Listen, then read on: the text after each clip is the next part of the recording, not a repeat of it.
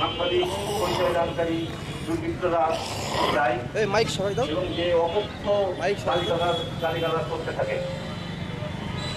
এক পর্যায়ে তাদের সাথে বাকবিতণ্ডার এক পর্যায়ে তারা 50,000 টাকা চাঁদা দাবি করে এবং বলে আসে প্রতি মাসে 50,000 টাকা করে আমাদের দিতে হবে, তা না হলে এই ক্লিনিক আমরা চালাইতে দেব না।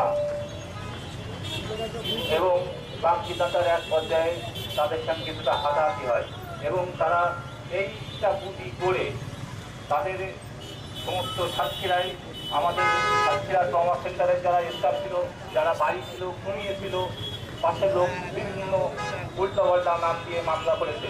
সাতক্ষীরার স্বনামধন্য অর্থোপেডিক সার্জন ডাক্তার মোহাম্মদ হাবিবুল্লাহকে প্রধান আসামি করে মামলা করেছে।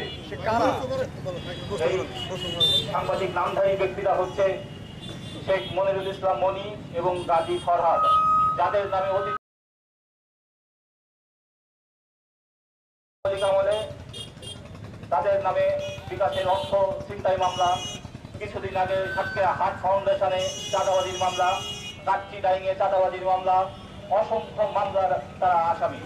তাদের এই অত্যাচার, একটি কার্ডের নাম ভাঙিয়ে একটি সাংবাদিকদের একটি আইডি কার্ড, এই আইডি কার্ডের নাম ভাঙিয়ে সাংবাদিক পেশাটাকে কলুষিত করছে। আমি সাতক্ষীরার সাংবাদিক সমাজকে অনুরোধ করব, আপনারা আমাদের পাশে থাকেন।